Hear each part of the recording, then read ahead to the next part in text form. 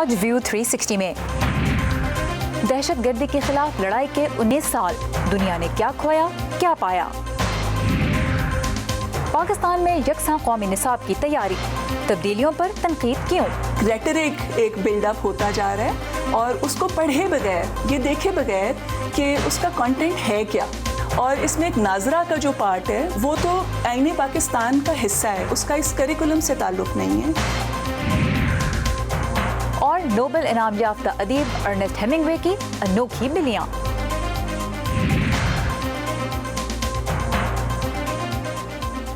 Voice of America Washington سے میں ہوں سارہ زمان، یہ ہے ویو 360۔ 11 ستمبر 2001، وہ دن جس نے دنیا کی تاریخ بدل دی۔ امریکہ کی سرزمین پہ 19 سال قبل ہونے والے دہشت گرد حملوں کے اثرات سے انسانیت آج بھی نمٹ رہی ہے۔ امریکہ کی براؤن یونیورسٹی کا کاسٹ آف وار پروجیکٹ 19 سال سے دہشت گردی کے خلاف جاری اس عالمی جنگ کے جانی اور مالی نقصانات کا اندازہ لگا رہا ہے۔ اس ادارے کی نئی رپورٹ کے مطابق اس لڑائی نے ایشیا، مشرق وسطیٰ اور افریقہ کے 8 ملکوں میں تقریباً 4.25 کروڑ سے 6 کروڑ تک افراد کو اپنے گھر بار چھوڑنے پر مجبور کر دیا۔ افغانستان سے شروع ہونے والی اس جنگ کا دائرہ وقت کے ساتھ ساتھ پاکستان، عراق، یمن، صومالیہ، فلپینز، لیبیا اور شام تک پھیل گیا۔ سب سے زیادہ لوگ عراق، شام اور افغانستان میں دربدر ہوئے۔ ادارے کے مطابق اس سے زیادہ بڑے پیمانے پر صرف جنگ عظیم دوئم کے باعث ہی لوگوں کو اپنے گھر بار چھوڑنے پڑے تھے۔ اور ابھی اس رپورٹ میں ان ملکوں کو شامل نہیں کیا گیا جہاں امریکہ نے محدود پیمانے پہ کاؤنٹر ٹیررزم آپریشنز میں حصہ لیا، جیسے سعودی عرب یا چاڈ وغیرہ۔ لیکن کاسٹ آف وار پروجیکٹ یہ بھی واضح کر رہا ہے کہ 19 سال سے جاری اس گلوبل وار آن ٹیرر کے اثرات کے لیے رپورٹ میں صرف امریکہ کو ذمہ دار نہیں قرار دیا جا رہا، بلکہ لوگوں کی مشکلات کے لیے مقامی گروپس، تاریخی تنازعات اور سماجی اور معاشی قوتیں بھی ذمہ دار ہیں۔ اب صدر ڈونلڈ ٹرمپ امریکہ کے فوجیوں کو افغانستان اور عراق سے واپس تو بلا رہے ہیں، لیکن 19 سال سے جو صورتحال دنیا نے دیکھی ہے اس کے بعد آج ہم کہاں کھڑے ہیں؟ اسی بارے میں نیلوفر مغل نے کچھ ماہرین سے بات کی ہے، آئیے دیکھتے ہیں۔ We don't have any major acute concerns. دہشت گردی کے خلاف جنگ کے پس منظر میں ہمیں اس وقت کوئی بڑے خدشات نہیں، کیونکہ ہم نے 9/11 کے بعد سے امریکہ کے اندر کوئی بڑے حملے نہیں دیکھے، اور ہم نے اس وقت سے جب داعش نے سن 2014 میں عراق اور شام کے حصوں کو تباہ کیا تھا، کسی شدت پسند گروہ کی طرف سے کسی علاقے پر بڑے پیمانے کا قبضہ نہیں دیکھا۔ اور یقیناً پاکستان میں TTP موجود تھی، لیکن تقریباً ایک دہائی قبل جو خطرہ تھا وہ اب دکھائی نہیں دے رہا۔ لیکن ابھی بھی مالی اور صومالیہ سے شام اور افغانستان اور پاکستان کے کچھ حصوں میں دہشت گردی کے خدشات موجود ہیں، جہاں داعش یا القاعدہ کے کچھ عناصر موجود ہیں۔ What are the consequences؟ ابھی تک اس کے کیا نتائج دیکھے گئے ہیں؟ کون لوگ اس کی قیمت چکا رہے ہیں؟ Well, tragically, the victims are people who live in the... افسوسناک بات یہ ہے کہ دہشت گردی کے خلاف جنگ کے متاثرین ایک بڑے علاقے میں پھیلے ہوئے ہیں، جیسے مالی، نائجیریا سے لے کر جنوب مغرب میں افریقہ کے علاقے، لیبیا سے لے کر صومالیہ اور پھر خاص طور پر عرب دنیا کے ممالک، یا پھر جنوبی ایشیا اور کسی حد تک انڈونیشیا اور بحر الکاہل کا خطہ۔ لیکن متاثرین وہ لوگ ہیں جو براہ راست تشدد کا شکار ہوتے ہیں، کیونکہ زیادہ تر واقعات ان ممالک میں ہوتے ہیں جہاں یہ عسکریت پسند گروہ موجود ہیں۔ لیکن جہاں تشدد کا براہ راست خطرہ نہیں، ان ممالک میں بھی اس کے باعث اقتصادی ترقی متاثر ہوتی ہے۔ متعلقہ حکومتیں سیکیورٹی کی صورتحال سے نمٹنے میں اس قدر مصروف ہوتی ہیں کہ وہ تعلیمی اور معاشی مواقع اور سیاسی اصلاحات کے لیے ایک مضبوط بنیاد نہیں بنا پاتی، جن سے مستقبل کی نسلوں کو دہشت گردی سے محفوظ رکھا جا سکے۔ دہشت گردی کا جو تھریٹ ہے، خاص طور پہ 9/11 کے بعد بہت زیادہ میں سمجھتی ہوں کہ امریکہ جو ہے ہائی الرٹ پہ ہو گیا تھا، اور جیسے department of homeland security بنا، اور ان کا گول یہ تھا کہ وہ جیسے ہوم لینڈ یعنی امریکی ٹیریٹوری کو وہ اس کی حفاظت کریں، اور پھر گلوبل وار آن ٹیرر بھی شروع ہوئی ایکسیٹرا ایکسیٹرا۔ لیکن اب جیسے جیسے اور لوگ ریسرچ کرتے جا رہے ہیں، بوتھ پالیسی ورلڈ میں بھی اور اکیڈیمیا میں بھی جو ریسرچ ہوتی جا رہی ہے، اس سے اندازہ ہو رہا ہے کہ جو دہشت گردی کا جو تھریٹ ہے وہ اصل میں کافی کم ہے۔ اور جو 9/11 کا جو قصہ تھا، وہ جو اٹیک تھا وہ ایک it was a unique attack۔ یہ ایسا نہیں ہے کہ امریکہ میں کوئی اس طرح سے آ کے اٹیک کر سکتا ہے۔ تو آئی تھنک اب پالیسی میکرز آہستہ آہستہ اس بات کا ان کو اندازہ ہو رہا ہے کہ دہشت گردی کی جو جنگ ہے، بہت زیادہ ریسورسز استعمال ہو رہے ہیں، اور ان کو یہ ریسورسز جو ہیں الگ تھریٹس پہ استعمال کرنی چاہیے۔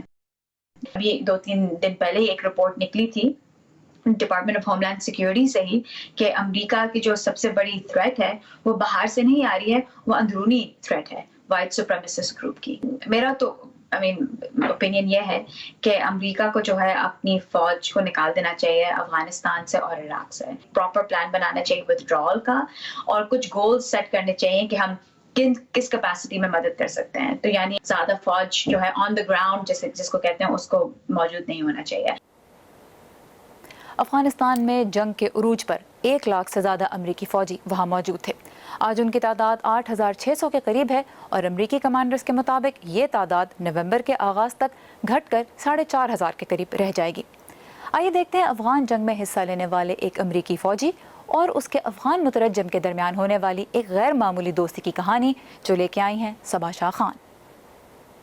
I ended up in the army actually because of 9/11. I was a sophomore. میں 9/11 کی وجہ سے آرمی میں شامل ہوا. واقعے کے دن میں کالج کے دوسرے سال میں تھا، اور میرے خاندان نے آزادی کے بعد اس ملک کے قیام سے لے کر اب تک ہر جنگ لڑی ہے. میرے دادا نے 1941 میں پرل ہاربر کے بعد نیوی میں شمولیت اختیار کی تھی. مجھے محسوس ہوا کہ 9/11 ہماری نسل کا پرل ہاربر تھا. اس سال کے اوائل میں امریکہ اور طالبان کے درمیان ہونے والے معاہدے کے تحت آئندہ 14 ماہ میں امریکی افواج بتدریج افغانستان سے واپس لوٹ سکیں گی.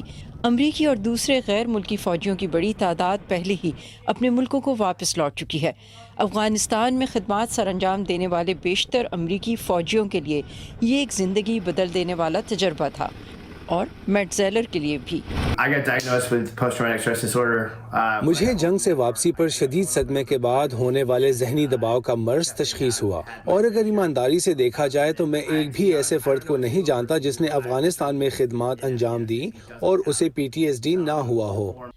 افغانستان میں میٹ افغان پولیس فورس کی اثر نو تشکیل اور ٹریننگ کے انچارج تھے، مگر خطرہ بھی تھا. ایک روز جب اچانک ان پر حملہ ہوا تو ایک افغان شہری نے سامنے آ کر نہ صرف ان کی جان بچائی بلکہ 2 طالبان حملہ آوروں کو بھی مار دیا، اور یوں ان کی جینس شنواری کے ساتھ دوستی کا آغاز ہوا، جو بعد میں ان کے مترجم بن گئے. اس حادثے کے بعد طالبان جینس کے دشمن ہو گئے. میٹ نے جینس کی پریشانی پر ان کی ہر ممکن مدد کا وعدہ کیا. جب میٹ زیلر کو افغانستان میں ان کی مدت پوری ہونے کے بعد 2009 میں امریکہ واپس بلا لیا گیا تو انہیں لگا کہ ان کی زندگی کا ایک حصہ پیچھے رہ گیا ہے. اور پھر ایک دن جینس کا فون آیا کہ طالبان نے ان کے سر کی قیمت مقرر کر دی ہے اور امریکی بیس بند ہو رہا ہے. میٹ نے کئی سال تگودو کی اور بالآخر امریکی حکومت کا ساتھ دینے والوں کے لیے SIV یعنی خصوصی نقل مکانی کے ویزا پروگرام کے تحت جینس اور ان کے خاندان کو امریکہ لانے میں کامیاب ہو گئے. اور میں آپ کو بتا نہیں سکتا کہ انہیں گلے لگانا اور یہ جاننا کہ وہ محفوظ تھے کتنا تسکین دینے والا احساس تھا. مجھے یوں لگا جیسے میری یونٹ کا آخری ممبر آخرکار گھر آ گیا ہے اور میں اپنے وعدے کا پاس رکھ سکا. میں یہاں محفوظ ہوں اور میرے گھر والے محفوظ ہیں، لیکن مجھے دوسرے ترجمانوں کی فکر ہے. اور صرف اپنے لیے ہی نہیں بلکہ ان سب کو جنہوں نے امریکی افواج کا ساتھ دیا، انہیں بھی محفوظ دیکھنے کا جذبہ ان دونوں کو امریکی کانگریس کے ایوانوں تک لے گیا. ابھی بھی ہمارے بہت سے دوست افغانستان میں انتظار کر رہے ہیں. جینس کی امریکہ میں نئی زندگی کے لیے میٹ نے فنڈ ریزنگ کے ذریعے $35,000 اکٹھے کیے تھے، لیکن جینس کو دوسروں کی فکر تھی، اور یوں ان کے امریکہ پہنچنے کے تیسرے ہی دن ان $35,000 سے No One Left Behind کا آغاز ہوا. اب تک اس کے تحت 35,000 افغان اور عراقی مترجم امریکہ منتقل ہو پائے ہیں. وہ کئی سالوں سے تقریباً 3 سال 5 سال سے اپنے ویزے کے منتظر ہیں. وہاں سے بہت سارے لوگ مجھ سے رابطہ کرتے ہیں کہ انہیں اپنی جان بچانے کے لیے ہماری مدد کی ضرورت ہے. میٹ افغانستان سے امریکی افواج کے انخلاء کے منصوبے پر فکر مند ہیں. یہی وجہ ہے کہ میں نے اپنی زندگی کے بہت سے سال اپنے بہت سے افغان حلیفوں کو یہاں پہنچنے میں ہر ممکن مدد دینے کی کوشش میں گزارے، کیونکہ مجھے معلوم ہے کہ آنے والے دنوں میں قتل و غارت گری ہوگی. دوسروں کو بچانے کا یہ جذبہ خود میٹ کے لیے بھی فائدہ مند رہا. No One Left Behind کے ساتھ میرا کام اور اپنے مترجم جینس کی امریکی شہریت حاصل کرنے میں مدد کرنا، اس نے مجھے جنگ کے بعد ہونے والے ذہنی دباؤ میں شفا پانے میں بھی مدد دی. No One Left Behind کی ذمہ داری اب جینس اور میٹ نے نئی قیادت کو سونپ دی ہے. میٹ اب کورونا کی عالمی وبا کے دوران ہسپتالوں کے لیے کم قیمت وینٹیلیٹرز بنا رہے ہیں. Saba Shah Khan, voice of America, Voorhees, New Jersey. दहशत गर्दी के बायस पाकिस्तान में आम शहरियों, पुलिस और फौज ने भी भारी जानी और माली नुकसान उठाया है।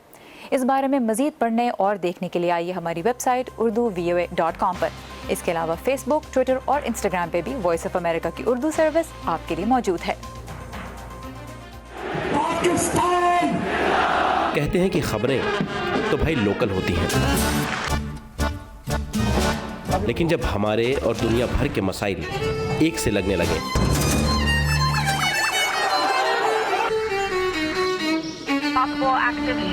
तो आंखें खोली रखनी चाहिए। The founder and leader of ISIS is dead. I'm here at the Guantanamo. क्या पता कौन सी खबर आपके काम आ जाए। Tonight I ordered Great ideas. 25-year-old, 22-year-olds who are building billion-dollar companies. Our dream is to bring new technologies. View 360 सिर्फ आज news पर।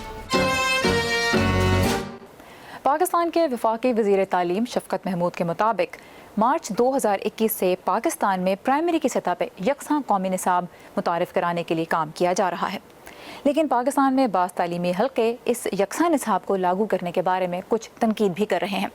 दूसरी जानिब हम ये देख रहे हैं कि मदारिस जो माजी में अपने निज़ाम में किसी किस्म की तब्दीली पे तहफ़्फ़ुज़ात का इजहार करते आए हैं, वो इस कोशिश का हिस्सा हैं। तो इस्लामाबाद से गेती आरानीस आज बता रही हैं कि प्राइमरी की सतह पे पाकिस्तान में बच्चों के निसाब में जो तब्दीलियां आने वाली हैं, उन पर तनकीद क्यों की जा रही है। शुमार के मुताबिक पाकिस्तान में तकरीबन 3 लाख निजी और सरकारी स्कूल मौजूद हैं, जबकि रजिस्टर्ड दीनी मदारिस की तादाद 22,000 के करीब है। नई नस्ल में हम आहंगी पैदा करने के लिए वफाकी हुकूमत की कोशिश है कि मुल्क में यकसां निसाब लागू हो। इस सिलसिले में पहला कदम उठाते हुए 2021 से प्राइमरी की सतह पर यकसा निसाब मुतारिफ कराने की तैयारी की जा रही है, मगर शोबा तालीम से ताल्लुक़ रखने वाले बाज़ माहिरीन की नज़र में निसाब से पहले तालीम के मयार पर तवज्जो देने की ज़रूरत है। वही करिकुलम जो उससे पहले चल रहा था 2006 का, उसी को आपने ले लिया। उसमें क्या तब्दीली की है, तो इतनी तब्दीली की है कि आपने मदारिस की बात मानकर बहुत ज़्यादा मजहबी तालीम शामिल कर दी है और कुछ भी नहीं किया।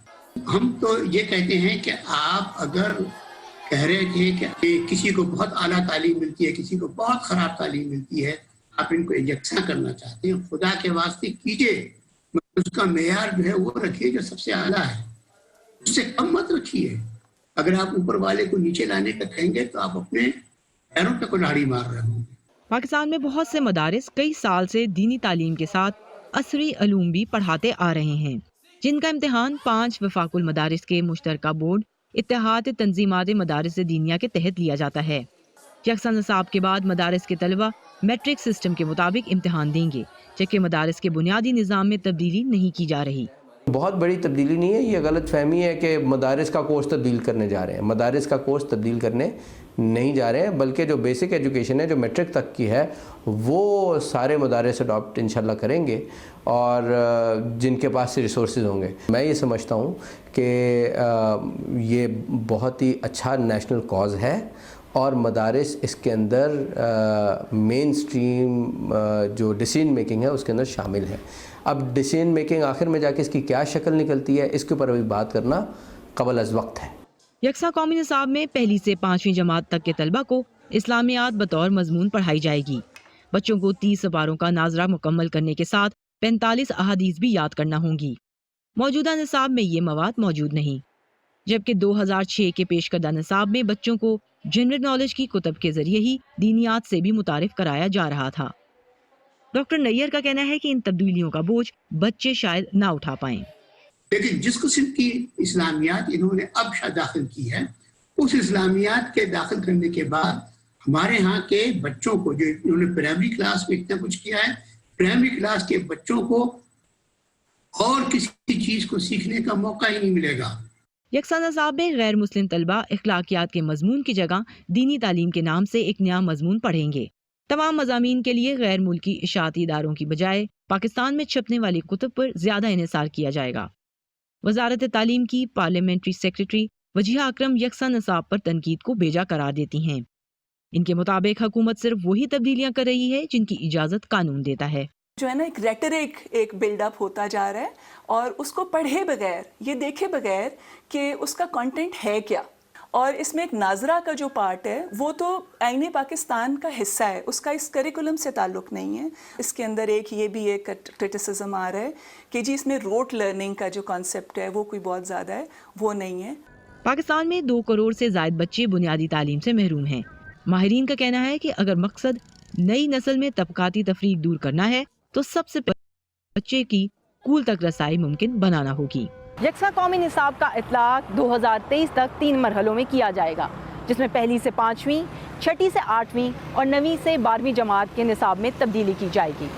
ماہرین تعلیم سمجھتے ہیں کہ اس کے مثبت نتائج تبھی سامنے آئیں گے جب اساتذہ کی بہتر ٹریننگ اور تعلیمی مواد کے معیار کو بہتر بنایا جائے گا. گیتی آرانیس، وائس آف امریکہ، اسلام آباد. کورونا وائرس کا اثر امریکہ کے صدارتی انتخابات کی مہم پہ تو واضح نظر آ رہا ہے.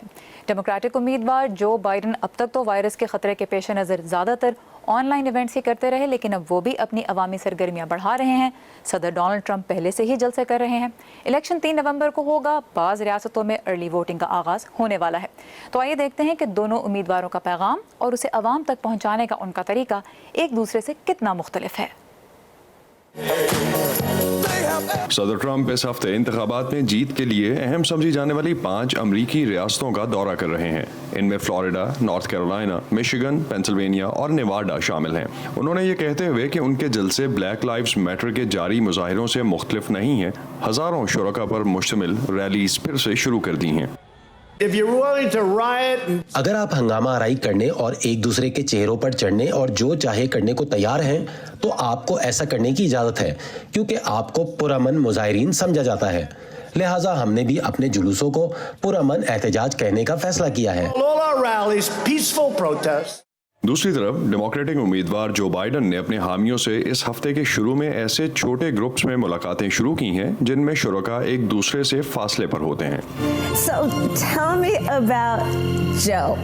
جو بائیڈن کی انتخابی مہم ورچوئل تقریبات پر بہت زیادہ انحصار کر رہی ہے. ان کی انتخابی مہم میں انہیں ایک ہمدرد رہنما کے طور پر پیش کرنے کی کوشش کی جا رہی ہے، ایسا ہمدرد جو لوگوں کو نقصان پہنچانے سے روکتا ہے. ایسی شخصیت جو چھوٹی تقریبات میں شرکت کر کے لوگوں کی بات سنیں گی. پھر یہ سماجی انصاف کے پہلو کے ساتھ ساتھ ان کے پیغام میں طبی اور معاشی پہلوؤں کا عنصر بھی شامل ہے. جبکہ صدر ٹرمپ بڑے ہجوم چاہتے ہیں. وہ یہ دکھانا چاہتے ہیں کہ انہیں ان کی حمایت حاصل ہے جنہیں وہ امریکیوں کی خاموش اکثریت کہتے ہیں. یہ کہ وہ اس دوڑ میں شامل ہیں اور یہ کہ ان کے بہت سارے پیروکار ہیں.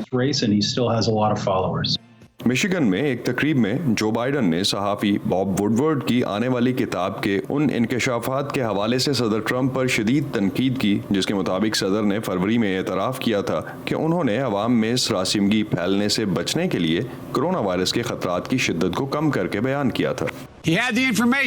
انہیں معلومات تھیں، وہ جانتے تھے کہ یہ کتنا خطرناک ہے، اور جب یہ مہلک بیماری ہماری قوم کو تباہ کر رہی تھی انہوں نے جان بوجھ کر اپنا فرض پورا نہیں کیا. یہ امریکی عوام کی زندگی اور موت کے ساتھ کھیلنے والی بات ہے. ہمیں گھبراہٹ دکھانے کی ضرورت نہیں ہے. ہم یہ نہیں دکھائیں گے کہ ہم گھبرا گئے ہیں، اور بالکل یہی میں نے کیا، اور میں نے اس کے بارے میں کچھ چھپایا نہیں ہے، چاہے وہ ووڈورڈ سے ہو یا کسی اور سے.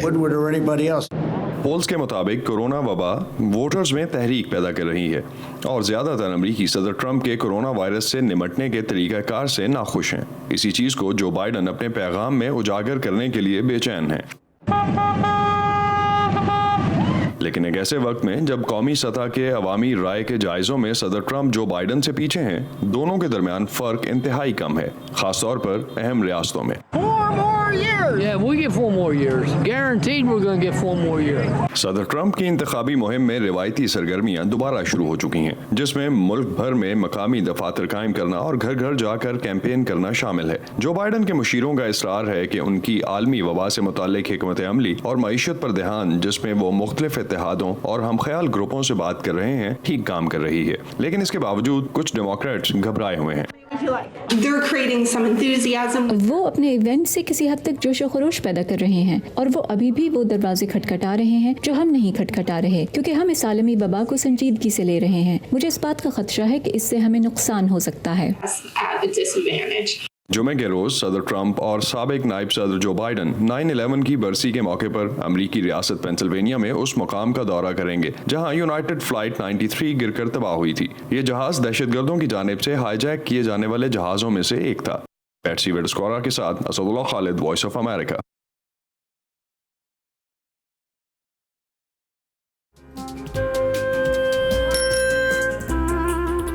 अब्बा जैसे करोड़ों लोग जहां हर रोज ईमानदारी से काम पर लगे हों, चाहे वो दफ्तर में हो या खेतों में, सड़कें हों, बॉर्डर्स, खेल का मैदान या कोई इंटरनेशनल स्टेज। जब पाकिस्तान का नाम रोशन करने वालों की कहानियां कहने के लिए हमारे पास वक्त कम पड़ जाए, जब पूरा मुल्क ही खुद को आगे ले जाने में लगा हो, तो फिर दुनिया भर में उसका परसेप्शन मुट्ठी भर लोग क्यों बनाते हैं? We are almost there, but not there yet. लगता है थोड़ी मेहनत और करनी होगी हमें भी। व्यू 360 सिर्फ आज न्यूज़ पर। अमेरिकी मुसन्निफ अर्नेस्ट हेमिंगवे का novel old man and the सी आप में से बहुत से लोगों ने कॉलेज में ज़रूर पढ़ा होगा। मैंने भी पढ़ा था। 1954 में हेमिंगवे को अदब के नोबेल प्राइज़ से नवाजा गया था, लेकिन वो सिर्फ एक कामयाब मुसन्निफ ही नहीं थे बल्कि सहाफ़ी भी रहे। पहली जंग अज़ीम में एम्बुलेंस ड्राइवर के तौर पर खिदमत सर अंजाम दी। मछली के शिकार का बहुत शौक था उन्हें, कुश्ती भी लड़ा करते थे और 4 शादियाँ की।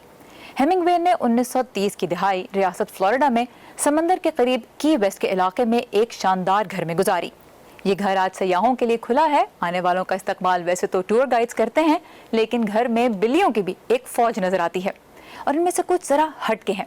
तो आइए आपको मिलवाते हैं हेमिंगवे की बिल्लियों से।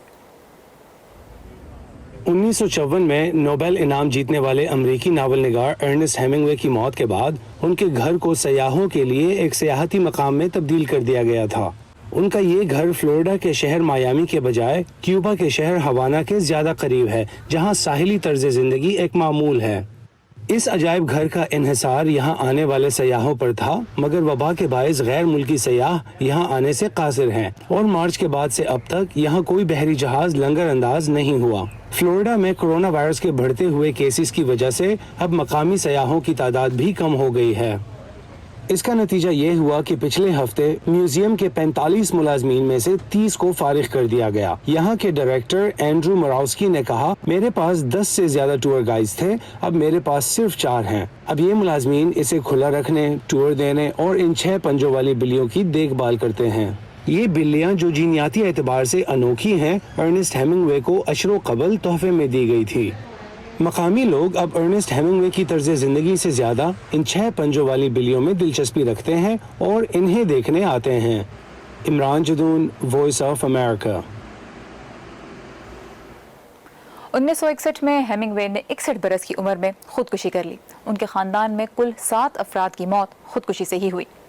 इसी के साथ खत्म होता है हमारा आज का व्यू 360 प्रोग्राम। आपको कैसा लगा हम जानना चाहते हैं। आइए facebook.com/VA उर्दू के पेज पे और सोशल मीडिया के दीगर प्लेटफॉर्म्स पे भी हमें फॉलो करते रहिए। सारा ज़मान को यहाँ इजाज़त दीजिए। खुदा हाफिज़। ताज़ा तरीन खबरें, अहम वाक़यात, ऑडियो वीडियो रिपोर्ट्स और तज्ज़िये देखने, सुनने और पढ़ने के लिए डाउनलोड कीजिए VOA उर्दू की नई ऐप। खबरें अब हर वक्त आपकी मुट्ठी में।